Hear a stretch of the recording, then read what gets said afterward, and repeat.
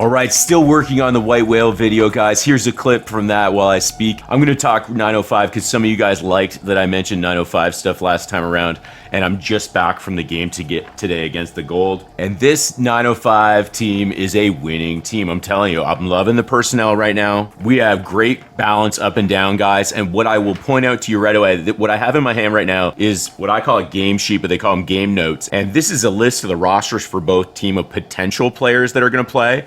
This is probably the first time in 2 years that I haven't seen this game sheet change in terms of our personnel from one game to the next. Now, I missed the game against the Gold the other day, but this has not changed since I was at the last game against the Delaware Bluecoats, and that is very encouraging because not only do I love our roster right now at the 905, and the balance of it, I really think it's important that this is not changing at this point in the season. And we are seeing the positive effects of those extra 2 E10 contracts and the extra two-way contract that you can have in terms of stabilizing kind of your roster at the G League level. It's huge. I can't believe there's still an NBA team that doesn't have a G League team. Which one is it, guys? Tell me in the comments. For those of you into swag, this is the upcoming 905 jersey for the Year of the Dragon Chinese New Year. You should totally come to the game and get one and cheer our young men on. And the second one is one that I have coming to me in the mail, although I think I ordered the wrong size because I'm an idiot. So this one might be for the wall for a chubby guy like me. Casey Bannerman Siakam jersey. If you are not familiar with Casey Bannerman's work, you should check it out. Okay, so those of you that stuck around to the end of the video or maybe hit the thumbnail to see the 905 report of the last game I saw will remember that I was touting Justice Winslow and how crazy he was on both sides of the ball. Guys, Justice is my player of the game again today. He was inspiring on both ends of the ball.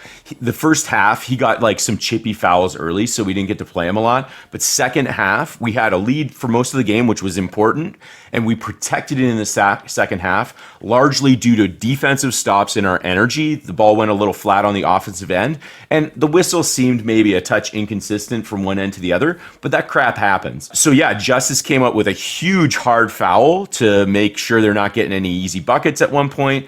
And this is all fourth quarter. And then he came up with a strip that basically ended the game, and the Gold had to intentionally foul him and send him to the line to put the icing on the cake, so to speak. So that's one thing I really liked. Let's talk about something I didn't like. The game I missed the other day, I was bummed to miss it. I had to work. And we played the Gold. And this guy, Colin Gillespie, is easily the Gold's best player and the guy they're featuring. And as you can see, there's 48 minutes in a basketball game, and he played 46 of them. He's a key player for them. I really was hoping to get to the game today and see our offense trying to single him out when we were on offensive sets to try and draw some fouls on him and maybe make sure he couldn't play 46 this game. Look, he's like the featured guy here. If we go to the box score from today's game, he again gets to go out there and play like massive minutes. It doesn't show up, but my son and I were at the game today, and it was like he never came off the court. I'd love to see our coaching staff take a look at who we're about to play, see who the featured guys are that play a lot of minutes, and go at them in the first and second quarters to try and get some fouls on them.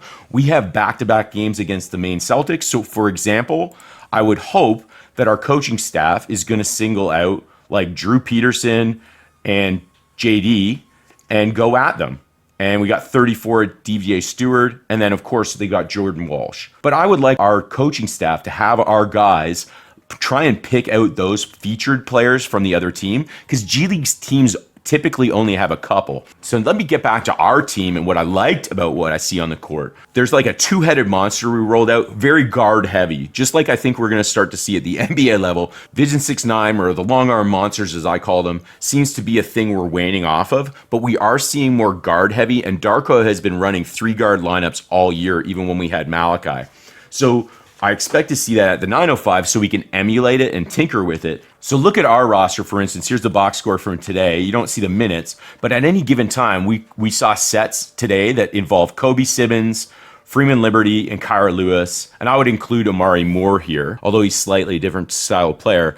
But at any given time, we were able to roll out some slasher guards, but 2 of them at a time, and it would really upset the defense on the other end, cause problems in the paint, and led to really nice kicks. Not to mention some very athletic plays from both Kyra and Freeman Liberty. Omari made a nice play on the defensive side of the ball, and it's nice to see all those guards being on the court on the defensive end leads to the ability to stay in front of your man. It really does help the point of attack. So Omari made a nice play. I think the Gold retained the ball because it went out of bounds on Omari, but even just the ability to keep a guy on your hip when they drive the paint and strip that ball away, like, he made a great play. Now, the crazy thing is, as far as G League teams go, in terms of guards getting minutes, you would think that would be it. I just named 4 guards from our team, but we got 2 other guards I want to mention on offense. Like I said, Marquise isn't even in the game, so I'm not going to speak about Marquise. But Jay-Sean Page and Daryl Morcell, for me, are like veteran-style players. One of them actually is an OG, like, awesome, very composed vet, Jay-Sean.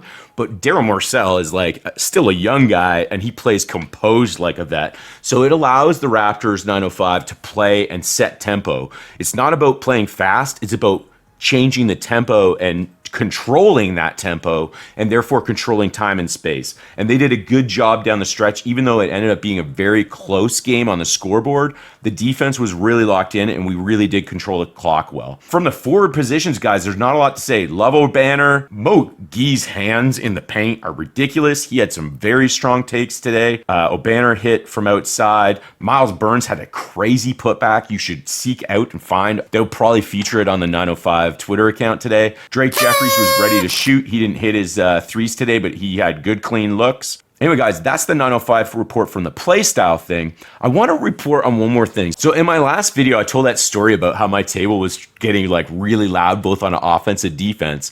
And then right after that video, Eric Corey does a post game after the game I missed. And it was a school game, so a lot of schools were there, and he said this. Yeah, they did a good job playing with a ton of pace and setting screens, slipping screens, and it was a really loud environment, so it was tough to communicate, and I thought they played off of that really well. It caused a lot of confusion. We're able to get 2 on the ball or 2 with someone slipping for a pop and create openings in attack. Now, some of you told me about this interview. I hadn't seen it, and you mentioned that you thought Eric was blaming the crowd. I don't hear him doing that. He's just stating a fact that the crowd was loud. And just like the last game that I told you about where I think our table and our section may have distracted Justice Winslow on a dunk, this is just crowds making noise, and our job as fans at the 905 is to make noise and go dead silent when our team shoots free throws. It will sometimes bite us in the butt. But should we stop making noise? Absolutely not. What I hear Eric saying in that post game is just that the noise bothered our guys, ironically, when they were in our home court. Now, does that mean home crowds should be quiet? Hell no. We need to get loud because this is a developmental program, and Justice Winslow, who our table may have caused him to miss a dunk once, but he'll be the first to tell you that if you can't handle the noise in the G League, you're not going to handle the distractions of the NBA. Remember DeMar's daughter last postseason? Check out if you're Chicago here. These guys need to be able to handle it, even if I couldn't. So it is an incubation place for future NBA players. Get used to it, guys. We want our guys to be so accustomed to the noise in our building that they can handle it like it's nothing, and they figure out body language and different ways to communicate, but the other team is unprepared, and that will lead to wins. Why? Because we're freaking loud fans. So be loud at these games. Now, when the game ended, I went around the court. I sit at the visiting end. I went around the court because Lindsay Dunn does a little thing on the 905 every time. I went around, give her a fist bump, because if you haven't seen, I'm going to link it up here.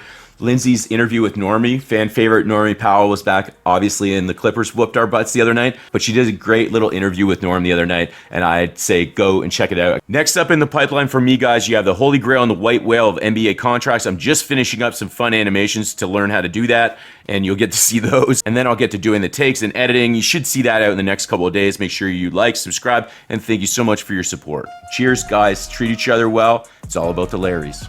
This is Chef's Kiss approved. Mwah!